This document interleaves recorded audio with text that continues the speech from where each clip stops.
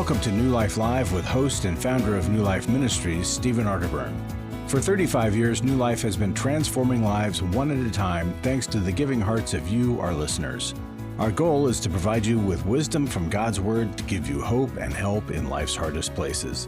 If you have a question you'd like to ask today, our phone lines are open. Call 1-800-229-3000. That number again is 1-800-229-3000. Now here's Steve. Hello, everybody. It's Becky Brown, and on today's show, I am joined by Dr. Jill Hubbard and Dr. Jim Burns. Hi, you guys. Hey there. Hey, Becky. Today is Good Friday, and it's the last day of Jesus' earthly ministry, obviously as a man, but we know that he is alive today. We know Sunday is coming, but it's one of those days where to pause and reflect. I was mentioning to Jill and Jim before the show that when I was growing up, the whole town that I grew up in would stop from noon to 3. Now, some of you are listening to us at noon, and I'm not telling you to turn us off, but I'm just saying there was a time of reflection, just a somber mood, and just, to reflect about what a sacrifice. I mean, we've seen some movies that have depicted it, but just to take in the level of just pain and torture that Jesus went through for us, for the, it is really overwhelming at times. And, how do you guys, when you think about Good Friday, and, it's always interesting to me that it's called Good Friday, and I know that there's some history behind that, but it really was just the ultimate act of sacrifice for us to experience new life, to experience eternal life. Jim or Jill, what are your thoughts about Good Friday? Well, you know what? I love Good Friday, actually. And I realize there is a time of mourning the death of Jesus, but there's also a time, and we do this at our church, and I love that we do this. We've done it for years and years, is we have wooden crosses, huge wooden crosses, and people can write down their sins. And then actually there's a time in the service where you can go up to the cross, and there's a hammer and nails. And so through part of this, you hear the the thing. And it's incredibly powerful, because what you're doing is you're taking your sinful nature and you're putting it on the cross. And Christ died on the cross so we might have life, and so that we might experience Easter, the new life, the resurrection. But for me, Good Friday, yes, we mourn the death of Christ, but I am in awe that our Heavenly Father allowed His only begotten Son to go to the cross for us. And without that, there is no Easter. Without that, there is no faith. I mean, it all centers around this next couple of days in reality. Right. And so when we're aware of the cross, sure, we can be mournful that Christ had to die on the cross, and I understand that.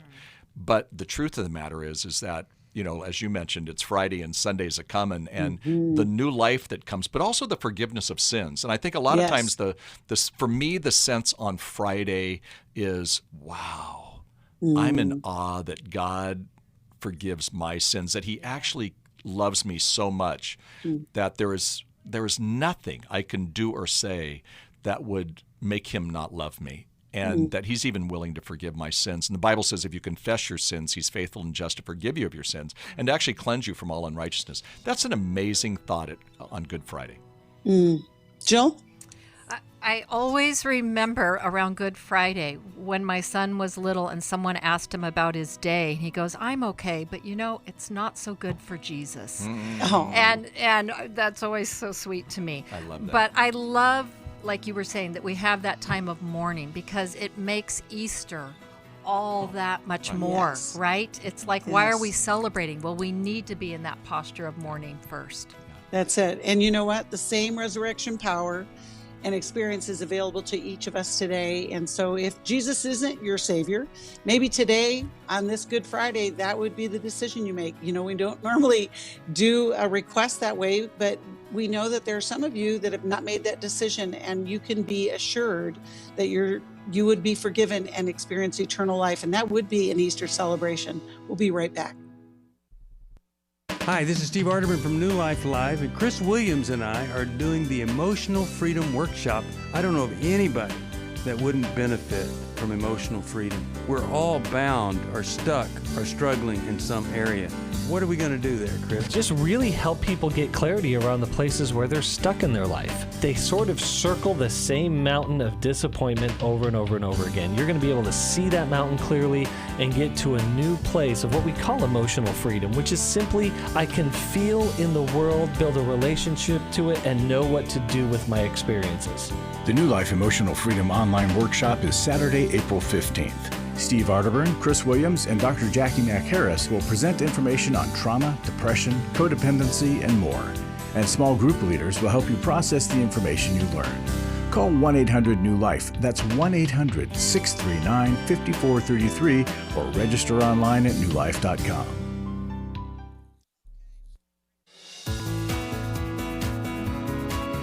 To find out more information about New Life or to order any of the resources mentioned on today's program, call 1-800-NEW-LIFE. Now back to New Life Live.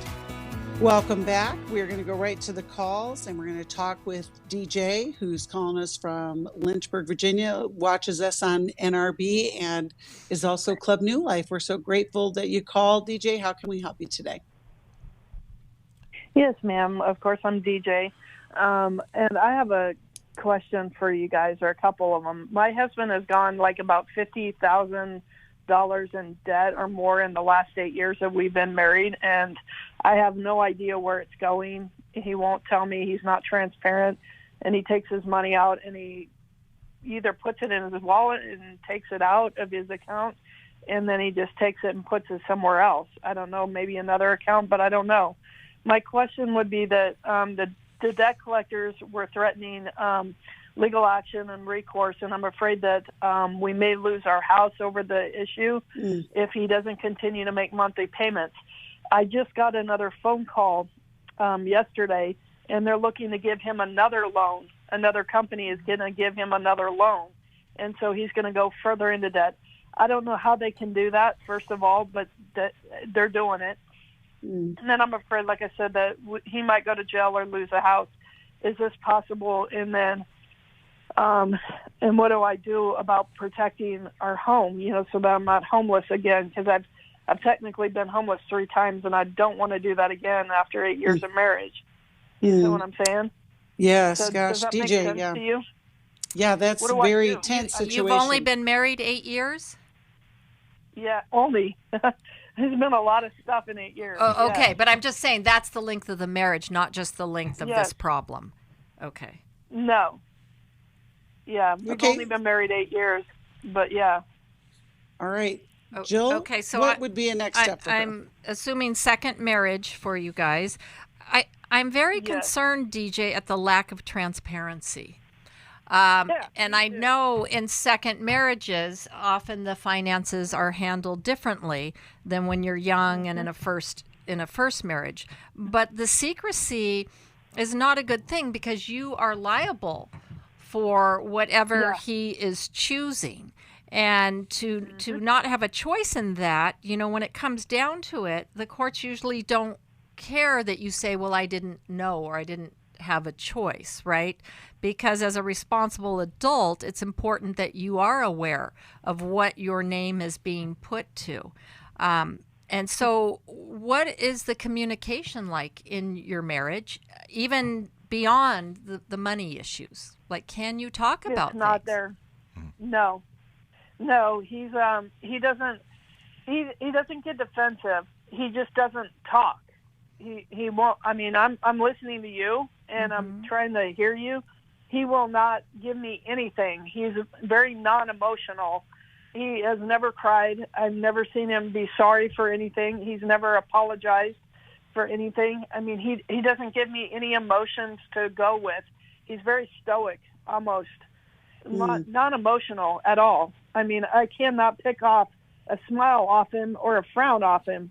He's just bland. He's very bland. And I'm the talker, and I'm like, I get annoyed with it, because now I'm just wanting to shut up and not say anything to him and let it go on.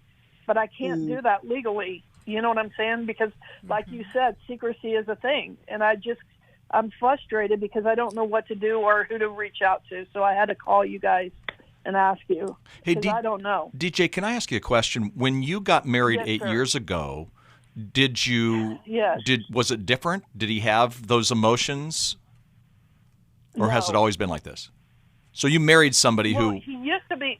Yeah. He used to be more open and talkative and more happy, kind of, or whatever. But now he's more like way reserved. I can't pick it. You said more than he did the whole day. I mean, I'm like, Right. would you talk to me? I mean, Yeah. say something. And when you got married, you said his account, not your joint account, but his account. The money is coming Exactly. going on. So when you got married, was that your agreement in terms of how you would handle finances? He would have his account? It just happened. Yeah, it just happened. Right. I mean, I never, because I was married before, he didn't want me to put him on my account, and I didn't want to be on his. But he also did not tell me that he told me about 2 months ago that he's already $30,000 to $40,000 in debt. And so I'm freaking out because he's taking more loans, and I'm trying to stop him from doing it. And I feel like I'm being led to do a separation and have him stay with somebody else until he can come back and show me that he's not doing that anymore, and that he's not even repentant, just that he's not doing that anymore. Do you know what I'm saying? Well, so that we don't I wonder, lose what we've built. DJ, do you know if he has a gambling or a pornography Right, that's what I was addiction? wondering. I wish. I have been trying to get a hold of his phone to look and see, but I'm honestly, I'm a little bit afraid. Just a little bit afraid, because there is somewhere that money's going to, and my mom has told me she thought it was another girl that maybe had a baby or something, and I kind of want to know, but then again, I kind of don't want to know. Well, I mean, it's So, there's all I don't kinds know. of problems with this, but one of the things, and obviously I'll let Jill and Jim answer this, but I was thinking in terms of financial advice, whether it is a legal separation, not because you want to divorce. We tell people this all the time. We don't like divorce, but it will clarify and get rid of some of the fears so that you can have the conversations that you're not having. Jim or Jill, what would you suggest would be some steps for DJ to take to kind of address this? I think you do need to get a legal consult, right? And I think I would tell him that you want him to talk to you, that being in the dark feels really bad and it feels really scary, and that It's very scary. yeah, that you're really scared. And that not in a threatening way, but that you don't understand his unwillingness to share with you as his wife. And that if there's anything he's afraid of or ashamed of, you're willing to listen with an open mind, right? Yeah. But this being in the dark and the lack of information is too unsafe of a place for you to be, and you're not feeling protected by him. And so I can't trust him. Right. I can't trust him. And so even sometimes it's good to say, I don't know what I'm going to do yet, but I need to do something to protect myself if you're unwilling to help me feel safe. He knows that. Okay. And so I don't remember which one that you are, but I've told him that. We Jill. sat down about a month ago, Jill, and I told him that I'm like, look, he knows that I'm looking at separation if he doesn't do it again. And now I've got the phone call yesterday to prove that he's still doing it. Right. I'm really not wanting to do a separation, but I feel like I'm being forced to do it. Right. And well, I'm really and this looking, is not, if you can again, pray. this isn't about divorce. This is about you protecting not. yourself financially and you taking charge and responsibility because he's unwilling, right? But DJ, you also need support around you to help you not be afraid and to be brave, because you do need to look and find out information, right? You're afraid to look because you don't really know if you want to know, but it's keeping you in a very anxious place, right? And so reality, while it can... Okay, yes. Well, sure. So while reality can be hurtful, it helps us to know what we're dealing with, because after the initial shock, then we can know the action steps we need to take. That's right. So get people around you that can help you emotionally to be there for you, and then look and find out what is going on. And maybe even a counselor too. Jill, Jim, what would you offer to DJ? What could be a process that she could get into, even from the relational standpoint? Yeah, I was thinking, DJ. I mean, you're right. I mean, Jill's right that we need. You want to make sure you have some financial help and somebody who can help you think through that. Yeah. Now, I'm guessing if you don't feel safe with him financially, you may not feel safe with him in other ways. Is he secretive in other ways? Does he leave for long times without you knowing where he is, or things like that? Sometimes, he'll just take off, and for like a couple hours, he just is gone. And I'm like, where were you? You know what? I thought you were just going to the bank. 3 hours later, I wake up and he's getting up at different hours in the night. And there's just different things that are just not quite adding up. Sure. And does he have children? Put my finger on it. Does he have children? I don't know. From previous. He told me he doesn't. Okay. Yeah. No. Yeah. Okay. I mean, he told me he does not. But so I'm going to give you a phrase. Before freedom comes pain, and the pain is going to be you're going to have to find this out, or it's not really a marriage in some ways.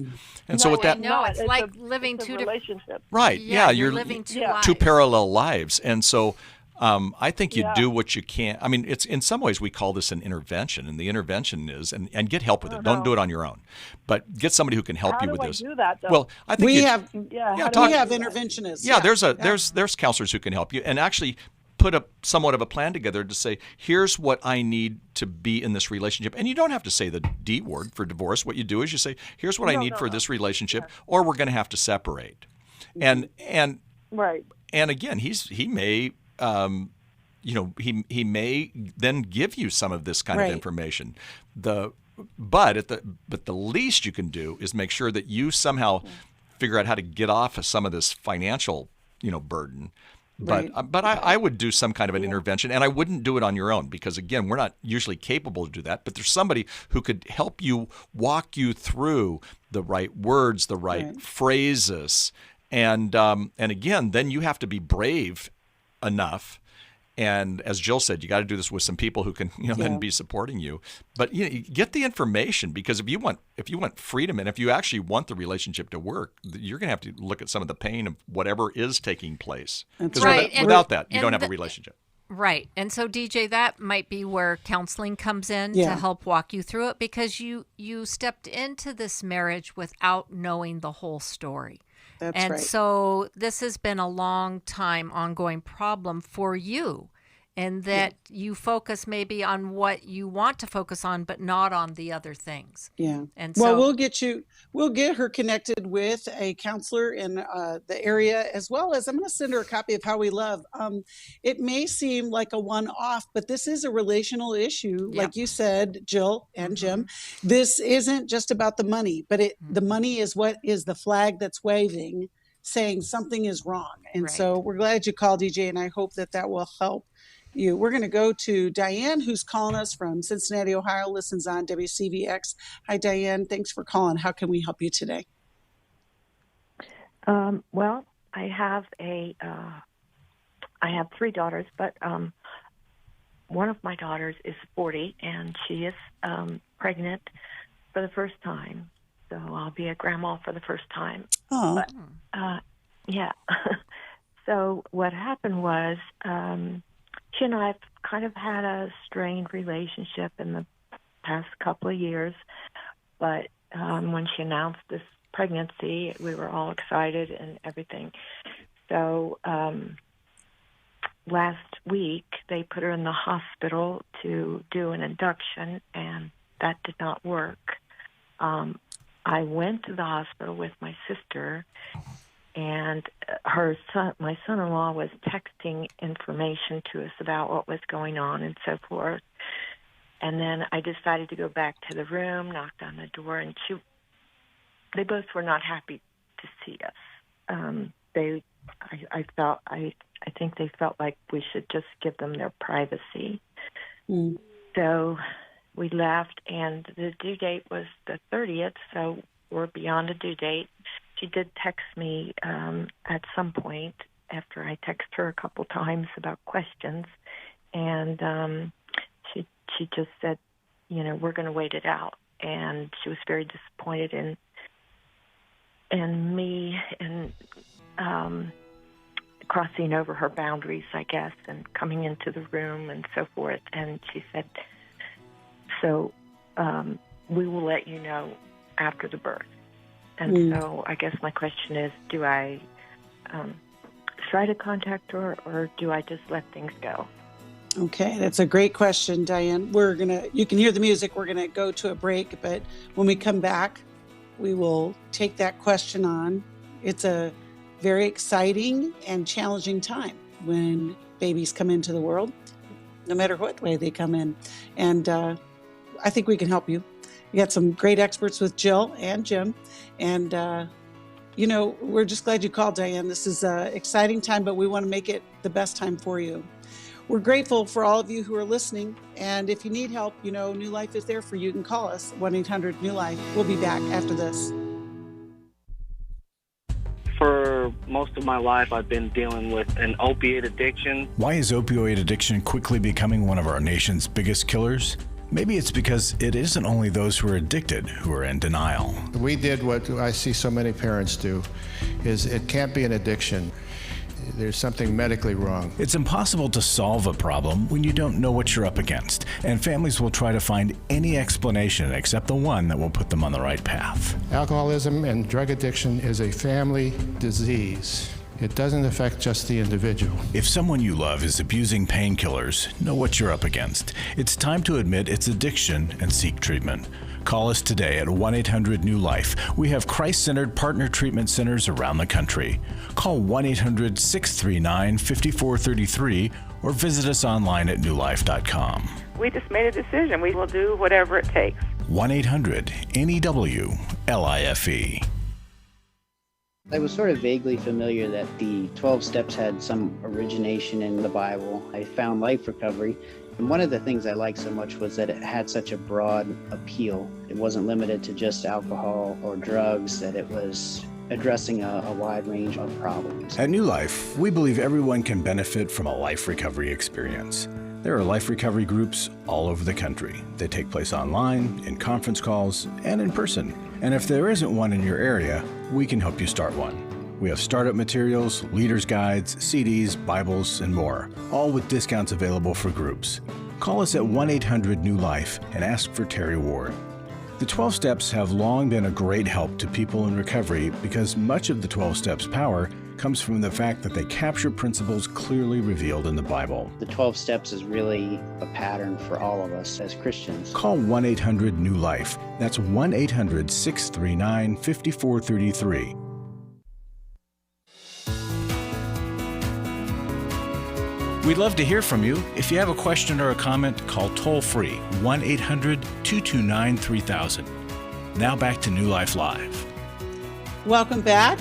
We're taking calls and we're talking with Diane and expecting the new grandchild and all of that goes with that. But let's start with you, Jim, and see how we can help Diane. Well, Diane, first of all, congratulations. Becoming a grandma is amazing. And I wish that the relationship was better, but the truth is you could have a really good relationship with her, and she and her husband may not want you in the room right then. And I think what we do is we just swallow our pride. Maybe it wasn't the way we did it when we were there, but we just cheer them on. And so I'm going to say it's kind of not about you. I'm not saying you're putting it all about you, but it's not about you. It's actually about your daughter, and the way to reconcile the relationship is to cheer her on. So you become the most wonderful grandma, and the day that you do find out that the baby was born, then there are balloons, there are flowers. Honestly, let them take the lead.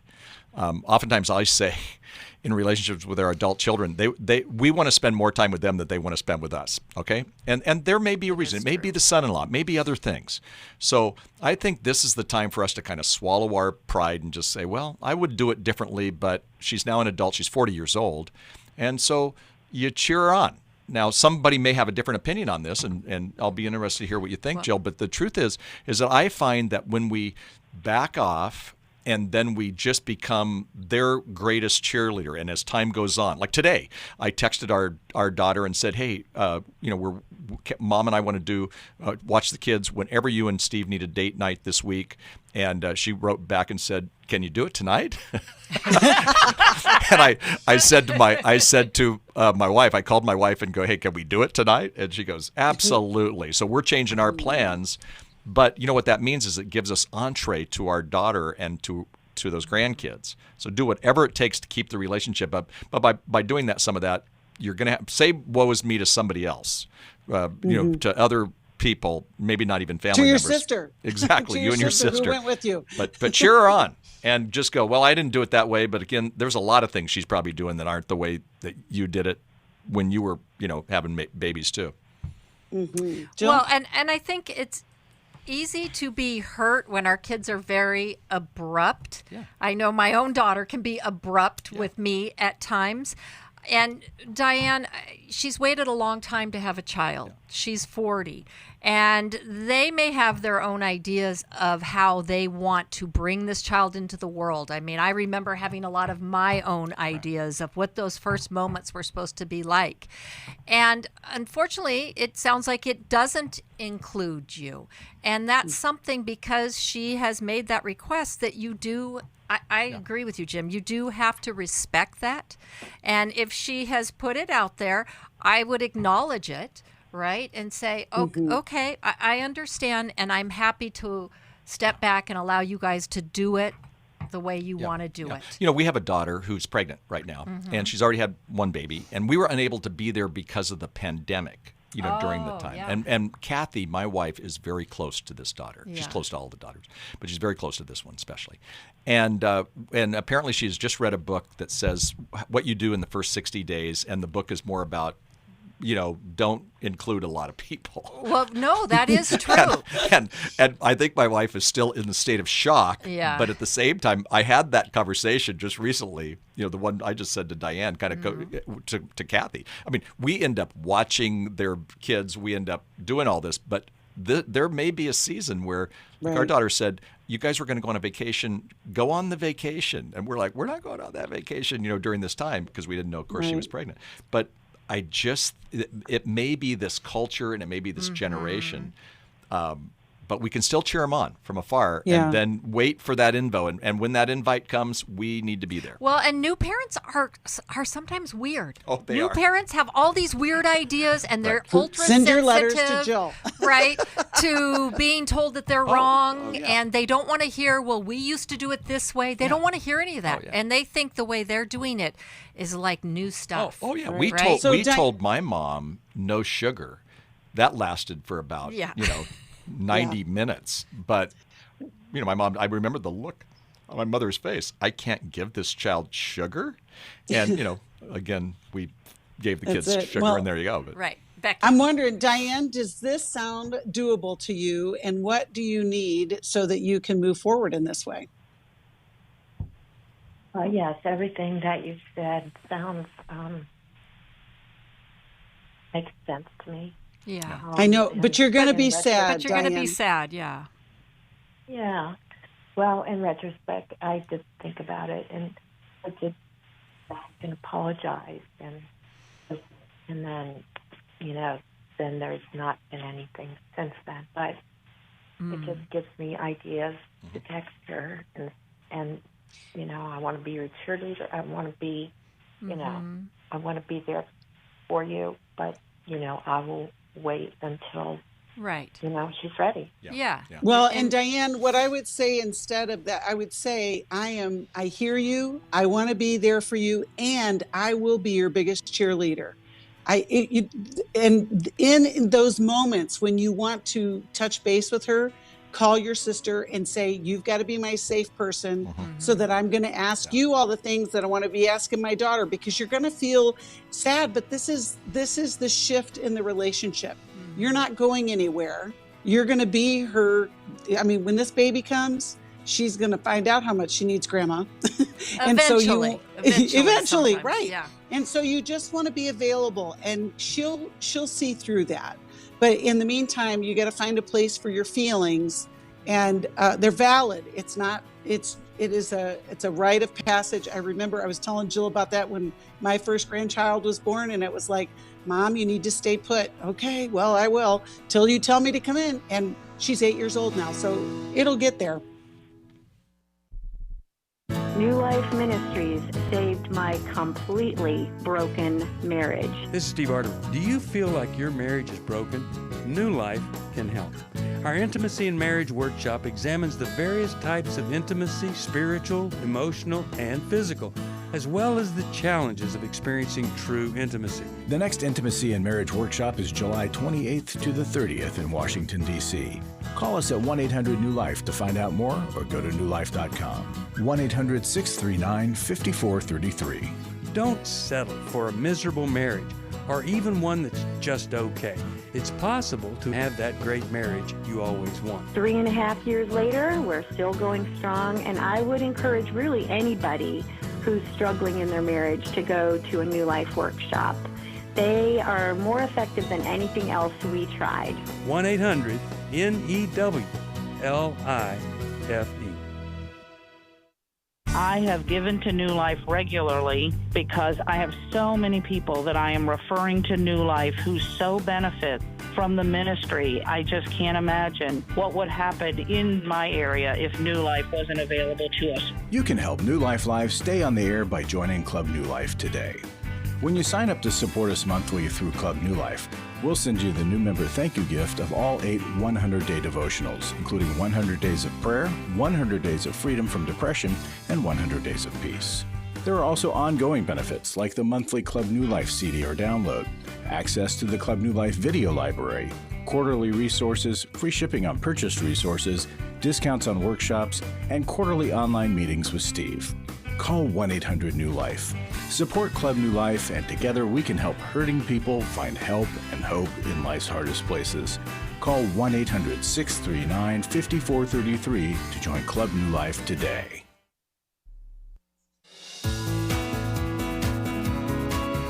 We're glad you joined us for New Life Live. To be a part of the program, call 1-800-229-3000. Now back to New Life Live. Welcome back. Just last week, we had Dr. Henry Cloud on the show with us. He had launched his new book called Trust. And during April, for a gift of any amount, we will say thank you to you by sending you a copy of Henry's book, Trust. And it's really good. I know Jill and I spent a day with him, and there's just so many foundational truths and a pathway for people to rebuild trust, to earn, to learn about trust and how to know when we need more. So we're grateful for Henry for that opportunity to spend some time with them. It was like old home days, wasn't it, Jill? Mm-hmm. Except for I was a listener back in those days. But anyway, we are going to go back to the calls. We're going to talk with Gail, who's calling us from Los Angeles, listens on Sirius XM. Hi, Gail. We're so glad you called. How can we help you today? Hi. Mine is that I was the third child in my growing up years. My mother was very abusive, very neglectful, and really very, very mean to me. I was the only one out of 4 that she treated this way. And so when I turned 3, my daddy started a relationship somewhere else because my mother had another baby outside the wedding bed, and my daddy's treatment toward her changed. They didn't divorce. They stayed together for 63 years.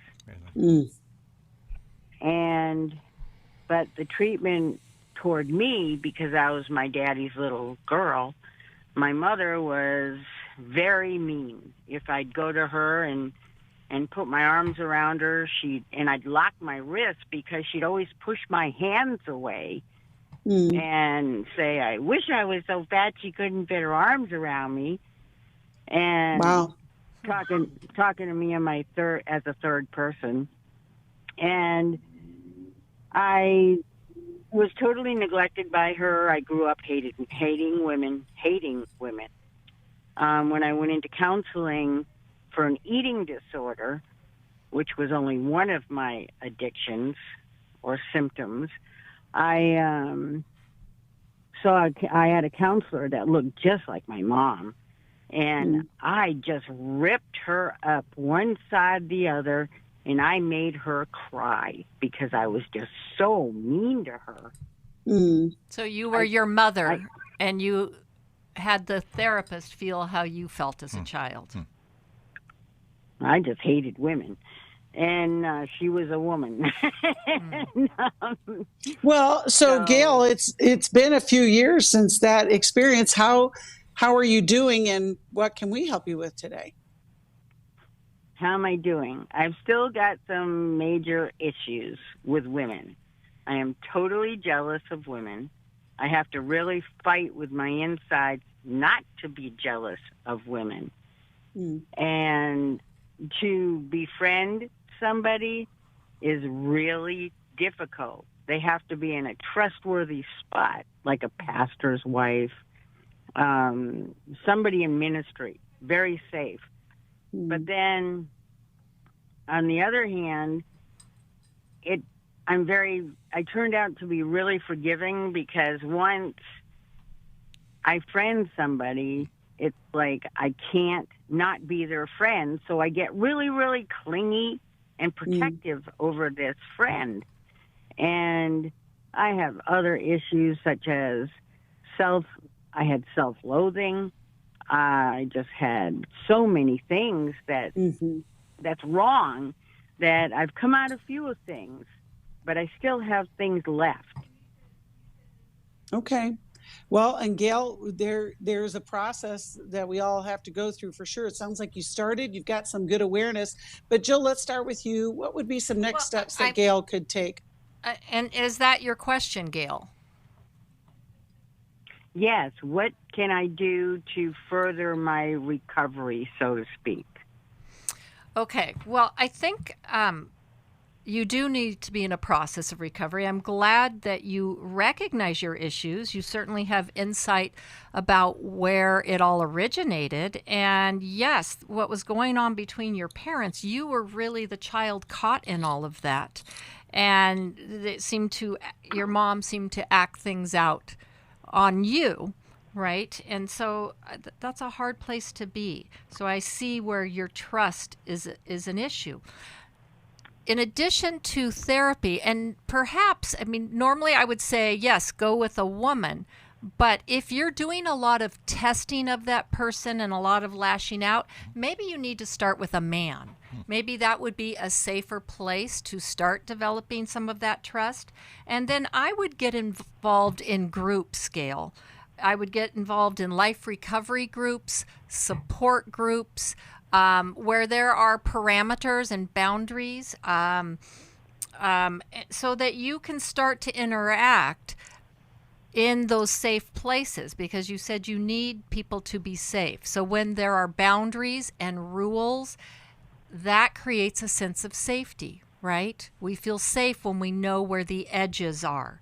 And so to start there and to really observe other women interacting and to start to be able to discern people's trustworthiness. And also, too, that no one, part of it is you have to grieve as well, because no one is going to step in and be the mother that you never had, right? You have to grieve that loss. You can have friends that can be mother-like and give you good things, but nobody is going to take on a child who's in an adult body. Yeah, and so good. Where that clinginess comes in, I wonder if once you do find people, then you tend to smother the relationship. And then that furthers that negative feeling towards women. That's good. Jim? Well, you were abused, and the way you described that, you were abused, and your mom was ill. And because of that, it's not your fault. If you think anything about this, sometimes a little child will take on the responsibility. It's not your fault. It's the fault of the abuser. And that doesn't mean you have to hate your mom. Maybe there's some empathy in there that she really had some major problems. But whenever we've been abused, we have to get help. If I had cancer and you were my friend and I said, well, I'm not going to get any help for this, then you'd beg me to get help, because if not, you're going to die. I want to give you a quick word picture. You're walking down the street as a little child, and somebody came up to you and they hit you across the face with a board. I realize this is really pretty drastic, but it is Good Friday too. Jesus hung on a cross on this day. And you would see the bleeding and all this, but this happened to you on the inside. And so you have that kind of damage. The only way you can get through that damage is to get the kind of help that you need. And I want to give you a scripture. It's a beautiful proverb, and it says, guard your heart above all else, for it determines the course of your life. So the question I have for you is, what can you do to guard your heart against the pain from the childhood?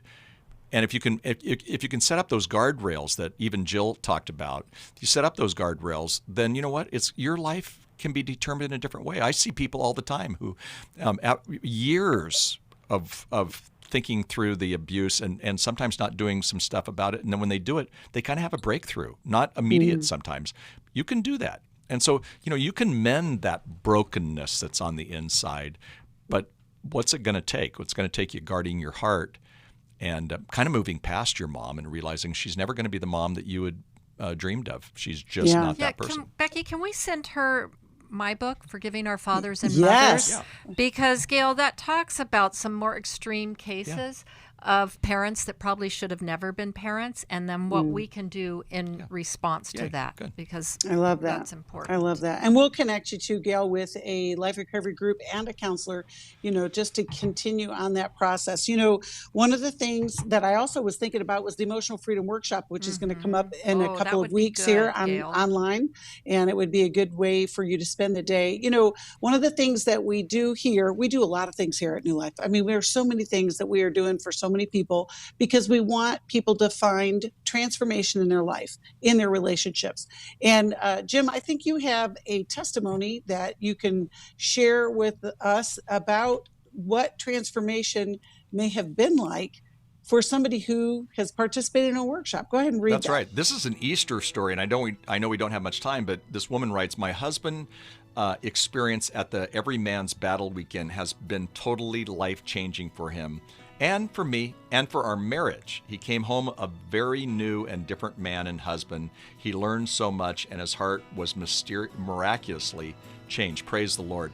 That's New Life, and that happens every single day. Anytime I'm in this place here at New Life, even in the studios, I hear great words of New Life, and we can only do this because people are willing to give. And Kathy and I, we give to ministries that have transformation and will change the trajectory. That family's trajectory has changed because, A, the courage of that man and that woman, but also because somebody helped donate to make that possible. Thank you so very much. Yes, and if you want to donate, call us, 1-800-NEW-LIFE. We'll be right back after this.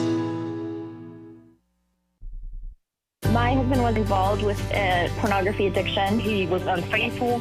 I called the wedding off. He stepped out on the marriage and ended up having a child. The Restore Workshop is designed for a woman dealing with a man's sexual addiction issues. My husband is a recovering sex addict. There were strip clubs, other ladies. If you've been affected by betrayal, an emotional or physical affair, or pornography, the Restore Workshop will equip you with support and tools to help you through. Restore has empowered me and has given me the tools to work through my anger, work through my pain, work through my confusion, and help me realize that I am worthy. Being here and being surrounded by people who get it has given me my power back. The Restore Workshop is being held online Saturday, June 10th. Call 1-800-NEW-LIFE to find out more. That's 1-800-639-5433 or online at newlife.com. Thank you, Restore. You have changed my life forever.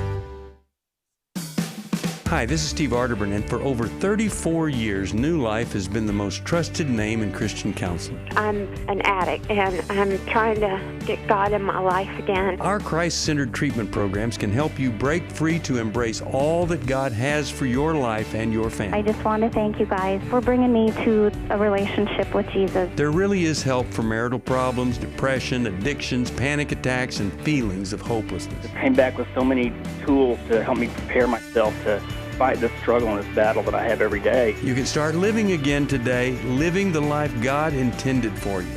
Help is available at 1-800-NEW-LIFE. They did care, and they did follow up very lovingly, and it made all the difference in my life. Call us at 1-800-NEW-LIFE. Someone who cares is waiting at the other end of the phone. God can open the door to a better tomorrow. Call 1-800-639-5433.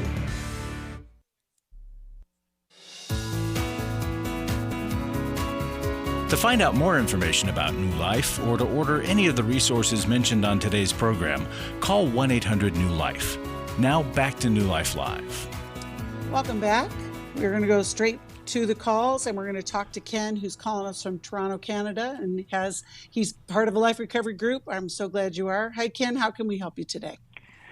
Hi. Thank you. Thank you for taking my call. Yes, I'm calling concerning, I'm a bit later in life. I'm in past my mid-60s, and a friend of mine has just turned 70 this year, and we've been thinking about the inevitable, how to prepare accordingly. For myself, I come from an Orthodox Jewish background. I've been a believer in Yeshua and Jesus for quite some time. As an Orthodox Jew, I'm thinking basically about, death and burial, arrangements. And as an Orthodox Jew, I was forbidden even to think about or discuss, the prospect of cremation. It's forbidden.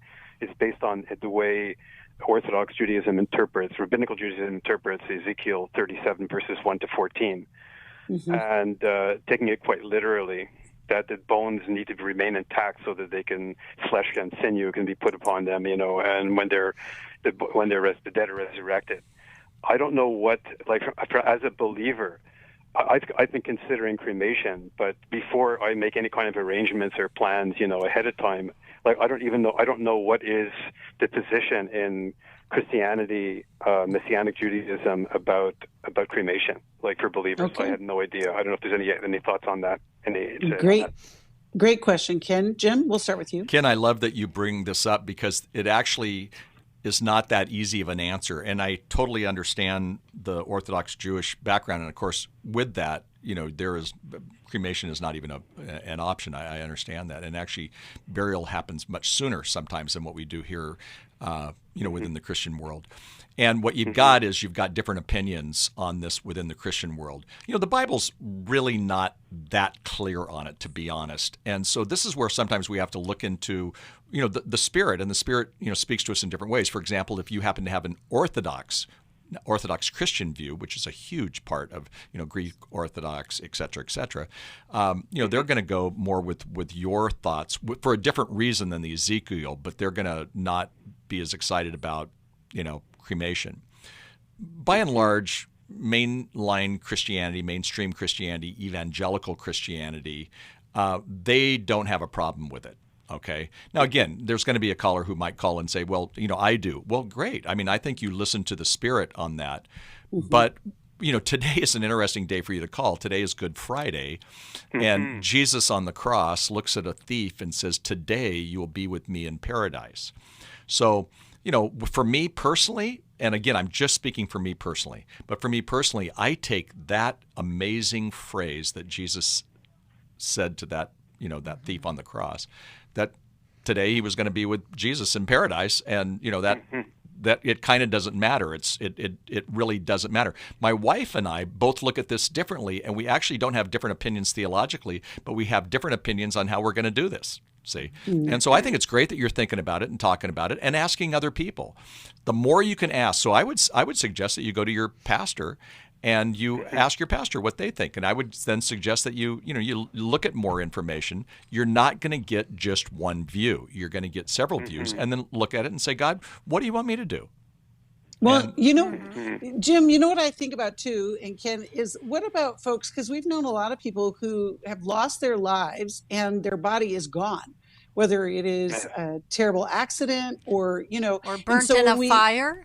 Yeah, I mean, we know those stories. And so that is, I love what you're saying, Jim, as far as, Ken, you have to listen to what the Spirit of God is asking, because what we can do is get stuck in the letter of the law as opposed to the spirit of the law. And, that's what Jesus died and rose again to free us from the law. He was the fulfillment of the law.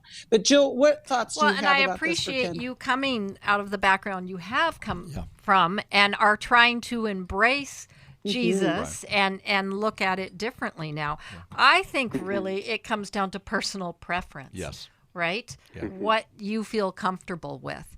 And that in that way, it's a little more simplified, right? And that we aren't bound to a certain way. And sometimes people don't feel as intense about it. Like I have a friend who's Orthodox, not Orthodox Jew, but Orthodox in the Christian faith, and has no problem with cremation. However, because of his family, he doesn't want to freak his family out. So he said, you know what? It's just not that big a deal with me. I think I'm going to be with Jesus, and I'm not really worried about it. But I'm going to honor my roots. And you know what? I respect that. Right. Well, and I think it's the more traditional, burial is the more traditional view. So it's what I know, it's what I grew up with, right? Yeah. So whereas cremation seems to be, more and more people are doing that. You are seeing that. But it's newer in terms of people. Right. Both of my parents are deceased. It's quite some time now, and they were traditional Jews. My father was raised very religious. My mother was not raised as a secular Jew, but they were not Messianic, not believers in Jesus, and they were buried in a traditional Jewish cemetery back in my hometown, Montreal. And in the past, I thought, well, maybe I would be buried alongside them. Now it's equivocal, it's controversial, whether or not I would even be allowed to be buried in a Jewish cemetery, as knowing that I'm not going to deny or hide my faith in Yeshua and Jesus. No way, not for anybody. So, but that might result. I have to find an alternative location if I'm to be buried. Another location, maybe a non-sectarian cemetery to be buried in. Perhaps I don't know. Right. Yeah. Right. Well, I'm so glad that you called and raised the question today, Ken, because it is a complex one. But I think it's something we all have to think about, whether we have this background or not. We have to plan for the future, right? Right.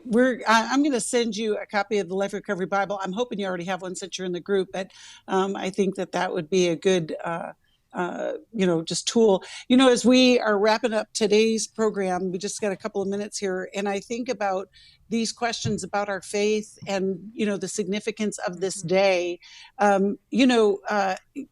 It's interesting because the religious leaders were the ones that were, pursuing Jesus and the questions of what they thought was right. And I think that's where our faith has to grow, right? Is, we think that was terrible for them to do that. Jesus knew that this was going to be the fulfillment of what God's plan was. And, one of the, when Jill, you had mentioned earlier about Maundy Thursday and, just the prayers of what Jesus was crying out for God to give him insight and to take the cup if it was his will, but if not, he would follow his will. But I just would love for you guys to, end this show with some thoughts for people just as they're considering this day and just the hope of Easter. Well, I hope people won't be so busy doing stuff that they miss the reason, for the season. We talk about that with Christmas, but it really is true. The greatest holiday in the Christian calendar is obviously the resurrection of Jesus Christ and Easter. So I hope we can all take some moments to just reflect upon the incredible gift that God gave us of Jesus dying on the cross and then 3 days later being raised from the dead so that we might have life and life eternal. It's staggering. His love and his forgiveness and his grace is staggering, but we need to be able to accept it.